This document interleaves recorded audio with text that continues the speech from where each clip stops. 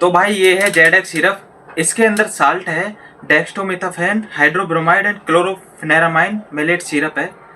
ये dry cough के लिए सबसे बेस्ट सिरप है। ये 15 मिनट में असर स्टार्ट कर देती है भाई। ये डॉक्टर रेड्डी कंपनी की है। मैं आपको बता दूं कि एडल्ट डोज में कितनी लेनी है। ये 10 ml 3 से 4 टाइम दिन में आप ले सकते हैं इसे गुनगुने पानी में डाल के।